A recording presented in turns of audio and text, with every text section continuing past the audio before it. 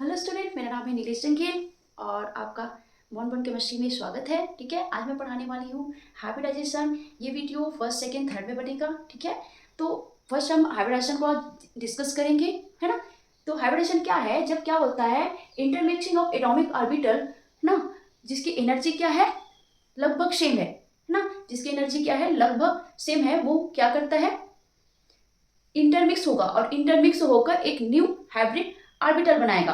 और जो new hybrid orbital बनेगा ना, उसकी एनर्जी क्या है, लगभग इक्वल होगी, है ना। तो एक एग्जांपल से समझते हैं, जैसे कि मीथेन है, तो मीथेन का हाइब्रिडेशन, मीथेन में सेंट्रल एटम कौन है, आपका कार्बन है। तो कार्बन का एटॉमिक नंबर कितना है, 6 है। इलेक्ट्रॉनिक कॉन्फ़िगरेशन देखते हैं, 1s 2s और ये 2p2 है। ठीक है, तो इसके वैलेंस सेल्स में कितने इलेक्ट्रॉन है, 4 इलेक्ट्रॉन है ना। तो ये 2s और 2p एक सेल में है ना, एक ऐसे एटॉमिक स्ट्रक्चर बना देते हैं ताकि आपको डिटेल में समझ में आ जाए।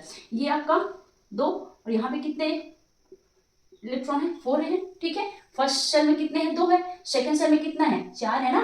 तो ये जो है क्या हो जाएगा, ये जो सेकंड सेल के जो ऑर्बिटल है, जो वैलेंस सेल्स है ना। कभी भी आप केमिकल रिएक्शन, हम हाइब्रिडेशन में क्या देख रहे हैं, केमिकल रिएक्शन ही देख रहे हैं। ठीक है, तो ये जो है हमेशा वैलेंस सेल्स ही रिस्पॉन्सिबल होते हैं केमिकल रिएक्शन के लिए। ठीक है, तो वैलेंस सेल्स के जो है ना ऑर्बिटल्स हैं, वो क्या करेगा, आपस में ये इंटरमिक्स होगा, क्योंकि इनकी एनर्जी इक्वल नहीं है, लगभग इक्वल है ना, सेम है, लगभग सेम है। तो ये आपस में क्या हो जाएगा, इंटरमिक्स होगा, क्योंकि ये सेम एनर्जी के है, तभी तो इसको सेकंड सेल में रखा गया ना, 2s और ये 2p। सेकंड सेल दूसरा नंबर में रखा गया है, लगभग इक्वल होगा, तभी तो इसको दूसरा नंबर के सेल्स में रखा है। ठीक है, तो ये क्या हो जाएगा, आपस में इंटरमिक्स हो जाएगा, मिल जाएगा और मिलकर एक न्यू हाइब्रिड ऑर्बिटल बनाएगा। एग्जाम्पल देखो, जैसे कि हम कार्बन का बना रहे हैं। ठीक है, ये क्या है, 2s और ये 2p। इसमें कितने, सॉरी अभी तो सिर्फ हाइब्रिड ऑर्बिटल की बात कर रहे हैं। तो ये आपस में क्या हो जाएगा, इंटरमिक्स होगा, इंटरमिक्स। और इंटरमिक्स होकर क्या बनाएगा, न्यू हाइब्रिड ऑर्बिटल बनाएगा। जितने ऑर्बिटल इंटरमिक्स होगा उतने ही न्यू ऑर्बिटल बनाएगा, न्यू हाइब्रिड ऑर्बिटल बनाएगा। तो ये न्यू हाइब्रिड ऑर्बिटल, समझ में आ रहा है कि मतलब ये जो एटॉमिक ऑर्बिटल आपस में, ये 2s और 2p, ये आपस में क्या हो जाएगा, इंटरमिक्स होगा। इंटरमिक्स होकर एक न्यू हाइब्रिड ऑर्बिटल बनाएगा, है ना, जिसकी जिसकी एनर्जी भी क्या होगा, इक्वल होगा। अब ये सभी मिल जाएगा, मिलेगा, मिलने के बाद जब उतने ही ऑर्बिटल बनाएगा तो उसकी एनर्जी भी लगभग इक्वल होगी। कि एनर्जी क्या है, पहले क्या था, पहले जो है लगभग इक्वल था ना एनर्जी, लेकिन सभी जब मिल गया और मिलकर जब उतने ऑर्बिटल बनाए, जितने थे उतने ऑर्बिटल बनाए, तो उसकी एनर्जी क्या हो जाएगा, इन सभी की क्या है, इक्वल है। तो ये इक्वल है, कितने इलेक्ट्रॉन है इसमें, 4 है ना। और 4 एक्साइटेड होकर कहां चला जाएगा, ये एक्साइटेड होकर फर्स्ट एक्साइटेड स्टेट, जिसमें ये क्या हो जाएगा, यहां जंप करेगा, क्योंकि इसको बॉन्ड बनाने की कितने ऑर्बिटल की आवश्यकता है, 4। तो ये क्या हो जाएगा, यहां चला जाएगा और यहां चला जाएगा, तो फिर अब 4 ऑर्बिटल हो गए। तो यहां पे ऐसे कर दो, है ना, ये 4 हाइब्रिड ऑर्बिटल है। इसके साथ अब हाइड्रोजन के जो जो क्या है, एटम्स है, वो क्या करेगा, उसके जो ऑर्बिटल्स हैं वो इसके साथ ओवरलैप करेगा, ऐसे। ठीक है, हाइड्रोजन जिसके पास कितने, एक इलेक्ट्रॉन है। ठीक है, इसके पास कितने इलेक्ट्रॉन है, एक इलेक्ट्रॉन है, सिंगल, है ना। तो इसको अपना कंप्लीट करने के कितने इलेक्ट्रॉन की आवश्यकता है, एक इलेक्ट्रॉन की। तो दोनों क्या करेगा, ओवरलैप करेगा और क्या बॉन्ड बनाएगा, सिग्मा बॉन्ड। ठीक है, यहाँ पे कौन सा बॉन्ड है, सिग्मा बॉन्ड। ठीक है, तो अब इसमें कितने पी और कितने एस ऑर्बिटल पार्टिसिपेट करें, तो इसमें एक एस और 3p, एक एस प्लस 3p मिलकर कितने, sp3। ठीक है, ये sp3 हाइब्रिडाइजेशन है। तो यहां से आप कॉन्सेप्ट समझ सकते हो हाइब्रिडाइजेशन क्या है। तो क्या होता है, जब नियरली सेम एनर्जी के एटॉमिक ऑर्बिटल आपस में इंटरमिक्स होकर, आपस में क्या हो रहा है, इंटरमिक्स होकर उतनी ही संख्या के न्यू हाइब्रिड ऑर्बिटल बनाते हैं। अब वो इंटरमिक्स हुआ, पहले उसकी एनर्जी क्या थी, थोड़ा लगभग डिफरेंट थी, है ना, एकदम डिफरेंट नहीं है। एकदम डिफरेंट होता तो ये अलग सेल्स में होता, ये अलग में रहता। ठीक है, लगभग सेम है, तो वो जो है इंटरमिक्स होगा, इंटरमिक्स होकर क्या बनाएगा, न्यू हाइब्रिड ऑर्बिटल बनाएगा, कक्षक बनाएगा, नया कक्षक। जितने कक्षक थे पहले उतने ही कक्षक बनाएंगे। ठीक है, जितने कक्षक थे उतने ही कक्षक बनाएंगे, और जिसकी पहले एनर्जी लगभग इक्वल थी, अब पूरा क्या हो जाएगा, इसकी जो एनर्जी है, इसकी एनर्जी है, इसकी एनर्जी, इसकी एनर्जी, सब ऑर्बिटल की एनर्जी क्या है, इक्वल हो गई। ऑर्बिटल की एनर्जी क्या है, इक्वल है। तो यही है हाइब्रिडेशन का कॉन्सेप्ट, है ना। ये आपका जो है डेफिनेशन है, intermixing of atomic orbital to nearly same energy to new orbital to give new orbital of exactly same energy and same orbitals, ठीक है। तो हम इससे समझ सकते हैं इजीली। एक एग्जाम्पल और दे देते हैं, जैसे हम अभी किसका निकाले हैं, अभी इसका भी देख लेते हैं, बोरान ट्राइक्लोराइड का। बोरान का एटॉमिक नंबर कितना है, 5 है। तो इसका इलेक्ट्रॉनिक कॉन्फ़िगरेशन क्या हो जाएगा, 1s 2s2 है ना, 4 है 5 है और ये 2p1 बोरान है ना, 5 है। तो क्या हो जाएगा यहाँ पे, इसका देखते हैं, क्योंकि वैलेंस सेल्स लेंगे ना, ये है वैलेंस। तो यहाँ पे कितने इलेक्ट्रॉन है, ये 2। पहले आपका हाइब्रिड ऑर्बिटल बनेगा। हाइब्रिड ऑर्बिटल कितने बनेगा, 2 बनेगा। क्यों 2 बनेगा भैया, क्योंकि बॉन्ड 3 बनेगा ना, यहाँ पे 1 है। तो ये जो है यहाँ पे तो एक ही कक्षक है, और इसको कितने कक्षक चाहिए, 3 कक्षक चाहिए, ताकि तभी तो ये ओवरलैप करेगा। तो ये एक्साइटेड होकर कहाँ चला जाएगा, यहाँ चला जाएगा। अब ये एक्साइटेड होकर यहाँ गया। अब ये जो न्यू हाइब्रिड इंटरमिक्स हुआ, इंटरमिक्स होकर कितने ऑर्बिटल बनाए, जितने थे, जितने भाग लिए उतने ही बनाए। अब ये जो हाइब्रिड ऑर्बिटल है, new hybrid orbital overlap to other atom. Other atom के ऑर्बिटल से क्या करेगा, ओवरलैप करेगा। क्लोरीन, जैसे ये क्लोरीन है, क्लोरीन है, क्योंकि क्लोरीन के पास कितने इलेक्ट्रॉन रहता है, एक वेकेंट अनपेयर्ड इलेक्ट्रॉन रहता है, ये ऐसा 3s एंड 3p। एक का बता दें ताकि समझ में आ जाएगा, ठीक है। ये ऐसा एक इलेक्ट्रॉन है, ठीक है। वैसे सभी क्लोरीन के पास वैसी है। तो ये एक क्लोरीन क्या करेगा, इसके साथ जो है ओवरलैप करेगा। ऐसी 3 क्लोरीन है, तीनों क्लोरीन क्या करेगा, इसके साथ ओवरलैप करेगा, ठीक है। ओवरलैप करके क्या, कौन सा हाइब्रिडेशन बनाएगा, ये sp2, क्योंकि एक p 2s एंड 2p। कितने p पार्टिसिपेट कर रहा है, 2 p पार्टिसिपेट कर रहा है केमिकल बॉन्डिंग बनाने के लिए। हाइब्रिडेशन में 2 p पार्टिसिपेट कर रहा है, इसका ये sp2 है। तो इसका sp2 है, तो इसका ज्योमेट्री क्या हो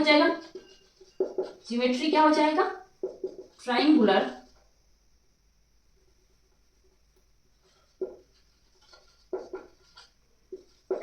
प्लेनर, ठीक है।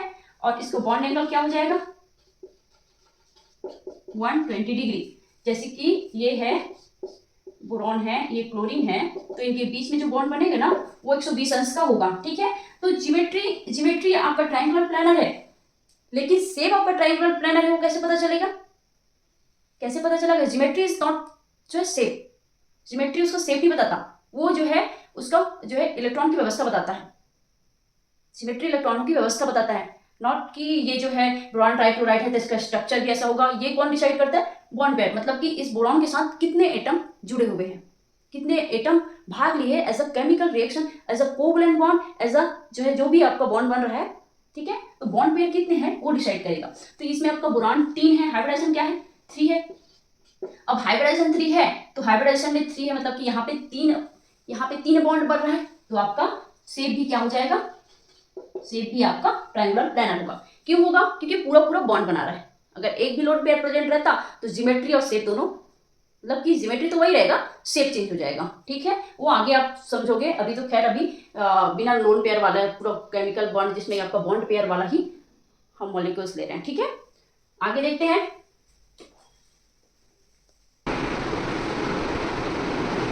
तो जैसे कि हाइब्रिडाइजेशन अगर 2 रहेगा, है ना, तो 2 रहेगा तो हाइब्रिडाइजेशन क्या हो जाएगा, sp, और sp रहेगा तो उसका ज्योमेट्री हमेशा याद रखना, ज्योमेट्री में चेंज नहीं होता, ज्योमेट्री जैसा है वैसा ही रहेगा।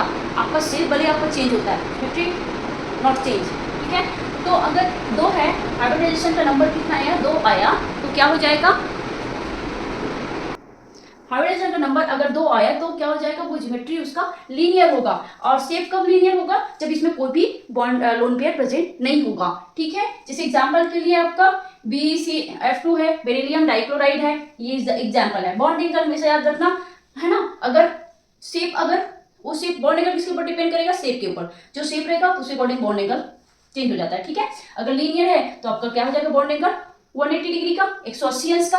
अगर हाइब्रिडाइजेशन आपका 3 आया तो आपका हाइब्रिडेशन क्या हो जाएगा, sp2 मतलब कि तीनों आपका कैसा है, बॉन्ड पेयर है। अगर तीनों बॉन्ड पेयर है तो आपका जो ज्योमेट्री हो जाएगा वो ट्रायंगुलर प्लेनर, है ना, ठीक है, त्रिकोणीय समतलीय, ठीक है। तो शेप जो है इसके जो है किसके ऊपर डिपेंड करता है, शेप इसके ऊपर डिपेंड करता है। अगर आपको यहाँ पे अगर लोन पेयर प्रेजेंट रहता तो आपका शेप चेंज हो जाता, ठीक है। अगर ये ट्रायंगुलर प्लानर है, ज्योमेट्री आपका ज्योमेट्री नहीं चेंज होगा ना, तो ज्योमेट्री आपका ट्रायंगुलर प्लानर है ना, ट्रायंगुलर प्लानर अगर एक भी लोन पेयर प्रेजेंट होता तो ये आपका बैंड शेप ले लेता, ठीक है। वो आगे बताएंगे, ठीक है। अभी तो सिर्फ ओनली बॉन्ड पेयर के बारे में बात कर रहे हैं। एक भी आपका लोन पेयर प्रेजेंट नहीं है तब आपका जो ज्योमेट्री रहेगा वही उसका शेप होगा और वही उसका बॉन्ड एंगल होगा, ठीक है। मतलब कि जिसका जो एकदम फिक्स है ना कि लीनियर है तो उसका 180 डिग्री है, ट्रायंगुलर प्लानर है तो 120 अंश है, टेट्राहेड्रल है तो 109 अंश 28 सेकंड है, और अगर ट्रायंगुलर बाई पिरामिड है ना, sp3d हाइब्रिडाइजेशन है तो उसमें आपका 3 तो क्या है 120 अंश का रहेगा और एक आपका 2 क्या हो जाएगा 90 डिग्री का रहेगा। उसी प्रकार आपका ऑक्टाहेड्रल में है ना, ऑक्टाहेड्रल मतलब अष्टफलकीय जिसमें कितना है 8 फलक वाला है ना, तो यहाँ पे ऑक्टाहेड्रल है तो अगर कोई भी लोन पेयर प्रेजेंट नहीं है तो ज्योमेट्री आपका ऑक्टाहेड्रल है तो शेप क्या हो जाएगा उसका वही होगा, जो आपका ज्योमेट्री होगा वही उसका शेप होगा, दोनों क्या हो जाएगा इक्वल होगा। कब होगा जब लोन पेयर प्रेजेंट नहीं होगा, क्योंकि लोन पेयर के प्रेजेंट में क्या होता है ना कि जो है उसका शेप आकृति चेंज हो जाता है। क्यों चेंज होता है, क्योंकि लोन पेयर बॉन्ड पेयर के साथ क्या करता है रिपल्सन करता है, और रिपल्सन करके क्योंकि वो लोन पेयर क्या है अकेला रहता है ना, मतलब कि लोन पेयर बॉन्ड तो किसी के साथ नहीं बनाया है, वो फ्री है आजाद है, तो वो क्या करेगा बॉन्ड बॉन्ड जो बॉन्ड पेयर बना है ना उसको मतलब कि उसके ऊपर प्रेशर लगाता है, ऐसा समझो।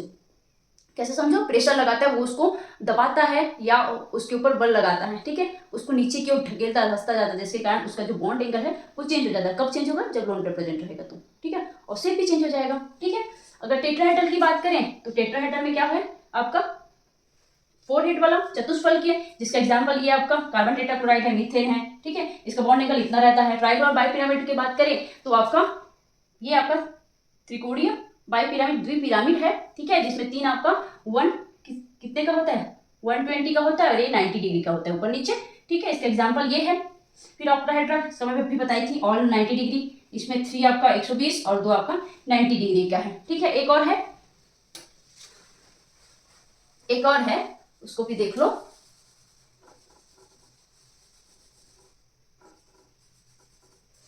अगर 7 है, हाइब्रिडाइजेशन का नंबर कितना है 7 है, bond pair 7 plus 0 lone pair है तो उसका ज्योमेट्री हो जाएगा पेंटागोनल बाइपिरामिड, ठीक है। तो इसमें पेंटागोनल का एग्जांपल कौन सा है, अगर इसमें लोन पेयर प्रेजेंट नहीं है तो जो पेंटागोनल बाइपिरामिड है वही उसका शेप हो जाएगा। एग्जांपल के लिए क्या हो जाएगा IF7, ठीक है। और बहुत सारे एग्जांपल है तो उसका बॉन्ड एंगल क्या हो जाएगा, बॉन्ड एंगल 5 तो क्या हो जाएगा 72 डिग्री अंश का होगा और 2 आपका 90 डिग्री का होगा, याद रखेंगे, ठीक है। आप इसमें ज्योमेट्री हमेशा याद रखना, ज्योमेट्री कोई चेंज नहीं होगा, ज्योमेट्री आपका शेप चेंज होता है, ज्योमेट्री शेप और बॉन्ड एंगल चेंज होता है। कभी भी कोई भी मॉलिक्यूल का पढ़ोगे है ना तो उसका शेप चेंज होता है, नॉट ज्योमेट्री। ज्योमेट्री जैसा है वैसा रहेगा। sp है तो sp का ज्योमेट्री क्या हो जाएगा आपका लीनियर रहेगा, ठीक है। अगर sp2 है तो उसका ज्योमेट्री क्या हो जाएगा ट्रायंगुलर प्लानर होगा। sp3 है तो उसका ज्योमेट्री क्या हो जाएगा टेट्राहेड्रल होगा। sp3d है तो उसका ज्योमेट्री क्या हो जाएगा ऐसा आपका ट्रायंगुलर बाइपिरामिड होगा। sp3d2 है तो उसको ऑक्टाहेड्रल हो जाएगा, है ना। ज्योमेट्री चेंज नहीं होता। अगर लोन पेयर प्रेजेंट है तो लोन पेयर डाल दो, लोन पेयर डालने के बाद जो बचा वो उसका शेप हो जाता है, अगर है तो, नहीं है तो वो जैसा है वैसा ही लिखोगे, ठीक है। sp3d2 इसमें कैसा होता है, इसका शेप कैसा होता है ये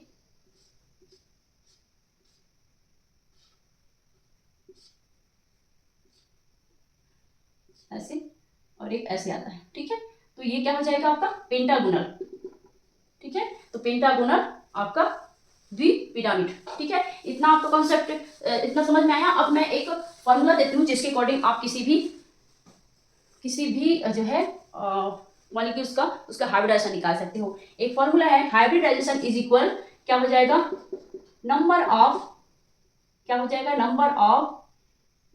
valence electron of central atom ऐसे लिख देते हैं ना, plus number of monovalent atom Ma लिख सकती हूँ, ठीक है, plus negative charge minus positive charge upon 2।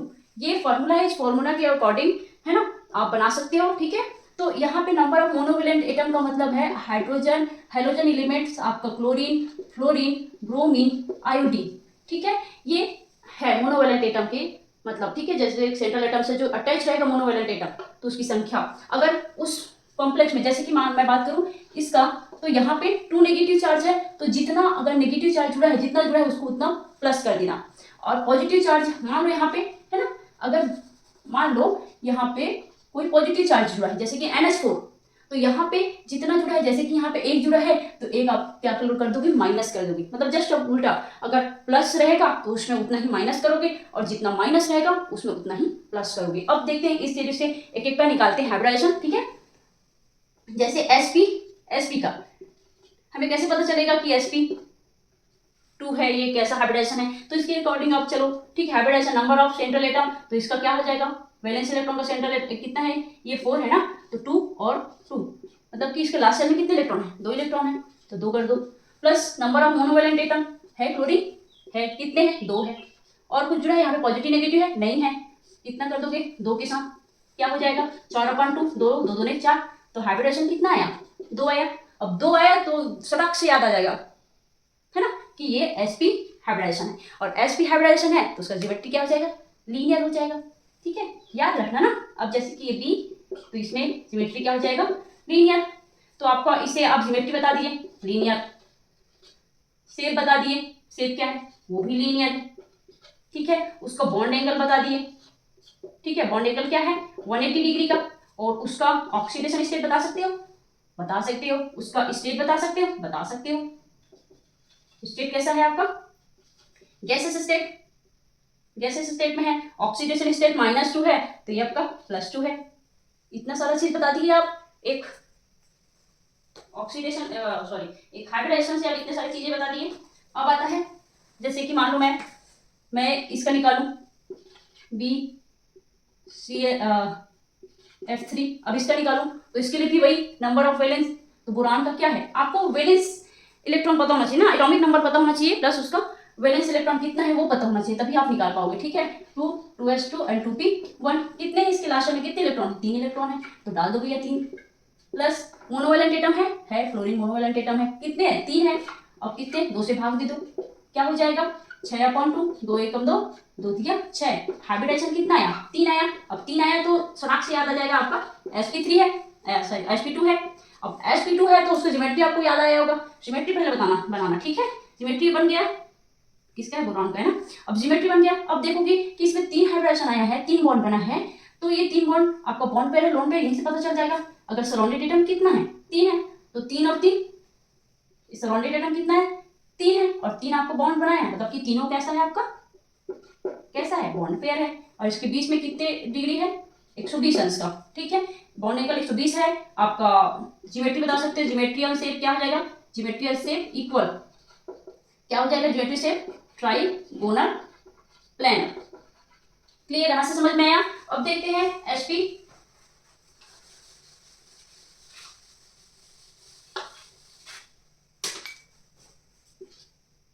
CCl4, इसका निकालो चलो, तो इसका हाइब्रिडाइजेशन फिर रख दो यही फार्मूला से आप क्या कर सकते हो, ये नंबर ऑफ सेंट्रल कार्बन क्या है, 6 है, एटॉमिक नंबर क्या है, 2 2s2 और 2p2, लास्ट में कितने इलेक्ट्रॉन है, 4 है, तो 4 डाल दो, प्लस मोनोवेलेंट एटम जुड़ा है, तो कितना जुड़ा है, 4 जुड़ा है, 4 डाल दो, और कुछ है पॉजिटिव नेगेटिव है, नहीं है तो नहीं डालना, ठीक है, 8/2 = 4, तो 4 आया हाइब्रिडाइजेशन, तो आपको समझ में आ जाएगा कि हाइब्रिडाइजेशन 4 आया, मतलब कि sp3 है।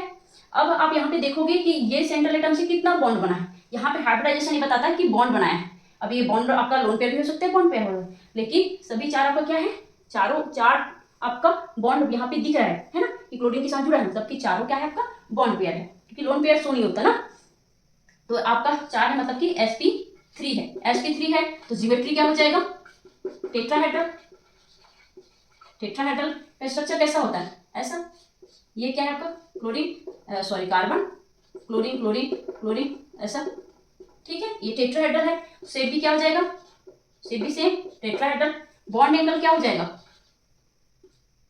बॉन्ड एंगल हो जाएगा 109 सेकेंड, ठीक है। अब इसका ऑक्सीडेशन स्टेट बता सकते हो, ऑक्सीडेशन स्टेट बता सकते हो -1 -1, तो यहाँ पे क्या हो जाएगा, +4, यहाँ पे ऑक्सीडेशन स्टेट हो जाएगा +4, स्टेट बता सकते हो, स्टेट हो जाएगा गैसेस, ठीक है, स्टेट बता लिए, तो एक हाइब्रिडाइजेशन निकाल के आप इतने सारी चीजें बता सकते हो, उसका ज्योमेट्री बता सकते हो, उसका शेप बता सकते हो, उसको बॉन्ड एंगल बता सकते हो, उसका ऑक्सीडेशन स्टेट बता सकते हो, प्लस ऑक्सीडेशन स्टेट के साथ उसका जो है सॉलिड है, लिक्विड है या गैसेस स्टेट में वो भी बता सकते हो। आप उसका नेचर भी बता सकते हो, एसिडिक है कि बेसिक है, ठीक है। फ्लो 4 आया तो लगभग लगभग आपका जो है एसिडिक टाइप का बिहेव करेगा ऐसा। अब एक और सबका एक ही बता रही हूँ ना ताकि आपको समझ में आ जाए। अब किसका बताओ, PF5।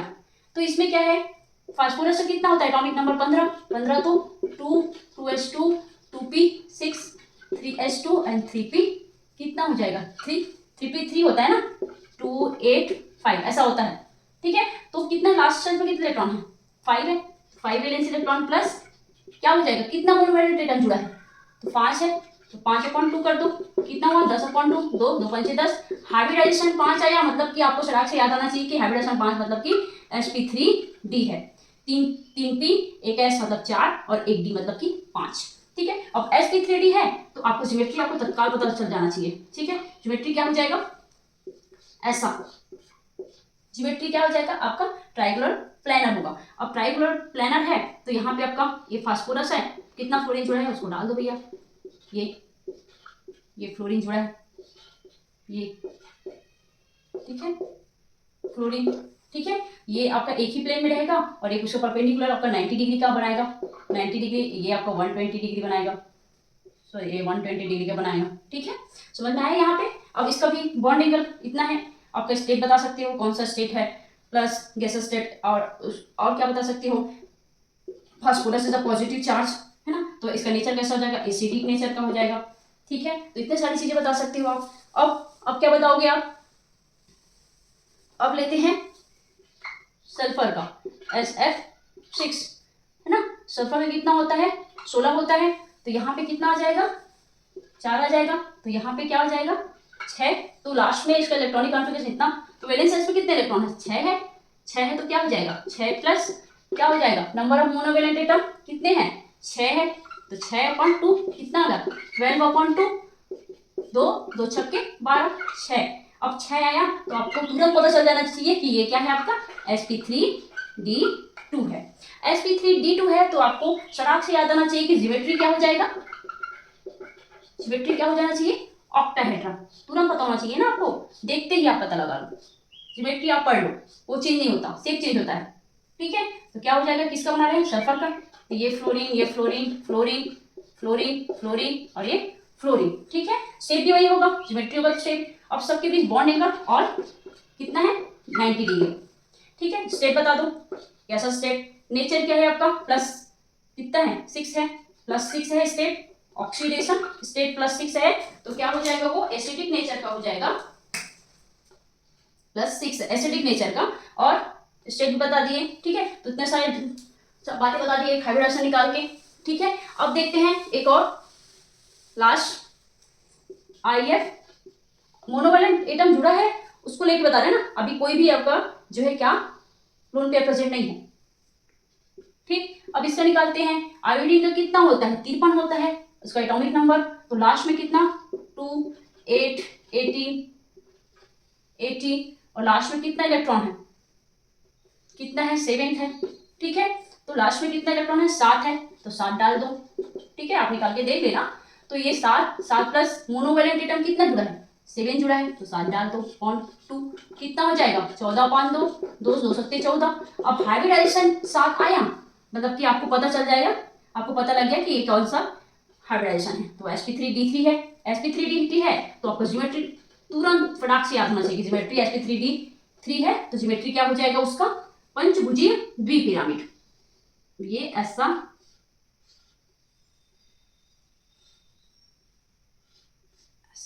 ऐसा बनता है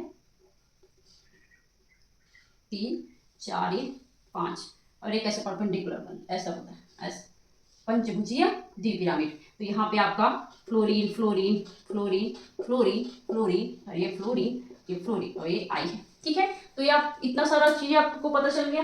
अब इसके साथ ही साथ आप अगर आयन वाला कोई भी चार्जेस वाला है, अभी तो सिर्फ इतना क्यों बताई मैं, एक दो ऐसे बता देती हूँ, जैसे कि मोनोवैलेंट एटम है तो उसको क्या सॉरी पॉजिटिव नेगेटिव चार्ज वाला है तो उसको कैसे निकालना है। ठीक है। एग्जाम्पल जैसे कि आपको दे दिया CO2, आपको दे दिया SO4 2 नेगेटिव चार्ज, आपको दे दिया CO3 2 नेगेटिव चार्ज। तो इसे कैसे निकालना है? वही फॉर्मूला यूज करोगे।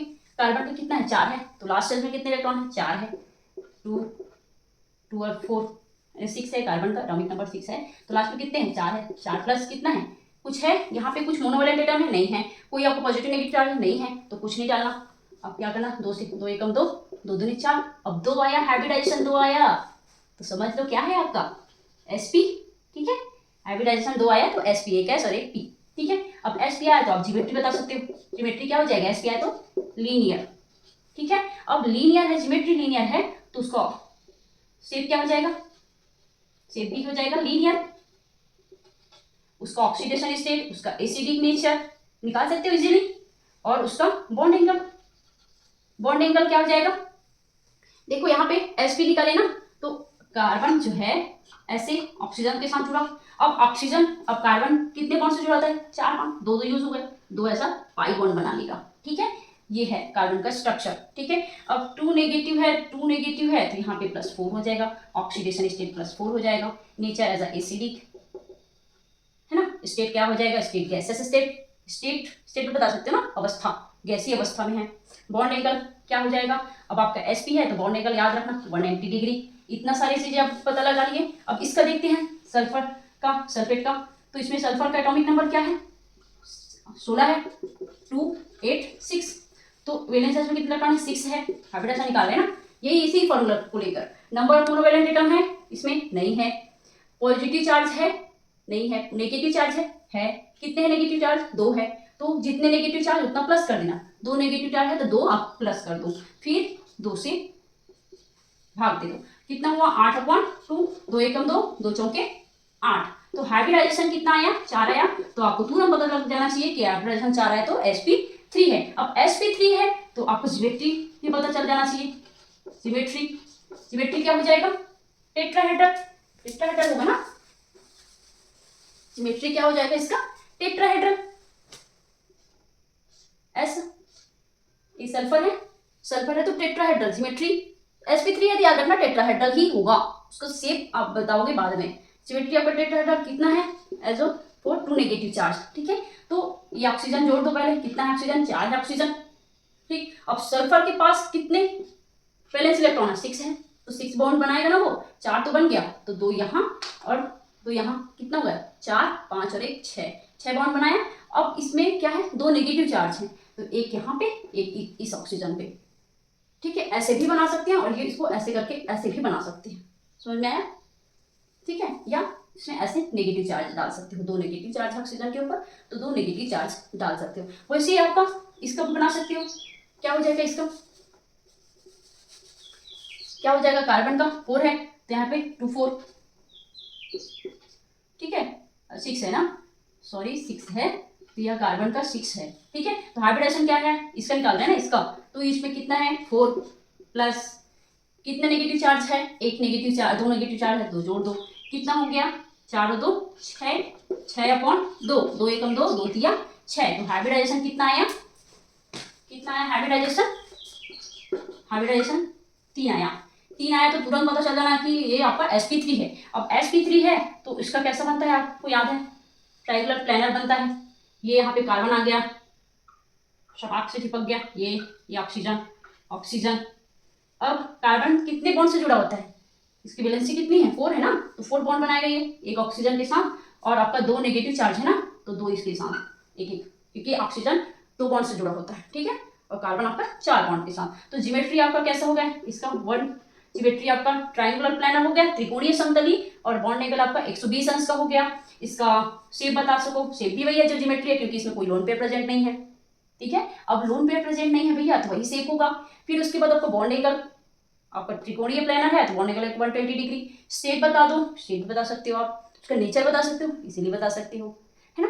तो इतने सारी चीज बता सकते हो। एक पॉजिटिव चार्ज वाला भी देख लो ताकि, है ना, कोई डाउट्स ना रहे, ठीक है।